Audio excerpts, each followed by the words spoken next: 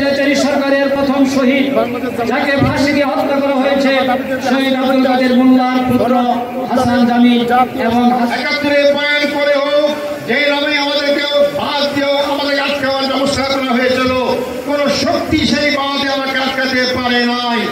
আজকে জামাত ইসলামী সামনে অগ্রসর হচ্ছে।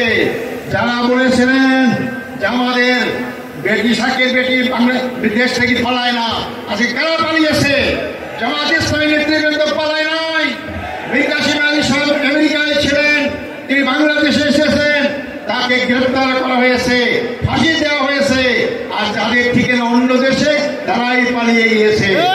বাংলাদেশের জামাত ইসলামিক ভিত্তি জনগণের ভিতরে গঠিত রয়েছে। আমাদেরকে উপরে ফেলতে কেউ পারবেন না। উপরে ফেলার চেষ্টা করবেন, তাদের কাজ ভেঙে যাবে, জামাত ইসলামীর কিছুই হবে না ইনশাল্লাহ। সংগ্রামী ভাই বন্ধুগণ, আমি শেষ কথা বলতে চাই, ৫৪ বছরে বাংলাদেশে দেখলাম, এই ৫৪ বছরে বাংলাদেশের ভাগ্যের পরিবর্তন হয় নাই। জনগণ পরিবর্তন হয়েছে, তাদের অনেক বাড়ি গাড়ি হয়েছে, জনতার পরিবর্তন হয় নাই। জামাত ইসলামী তার প্রতিষ্ঠা লগ্ন থেকেই বিশ্বাস করে মানুষের তৈরি আইন দিয়ে মানুষের ভাগ্যের পরিবর্তন হয় না। যে ভাগ্যের মালিক আল্লাহ, সে আল্লাহ আইন দিয়েছিলেন মানুষের ভাগ্যের পরিবর্তন করতে পারে। আগামী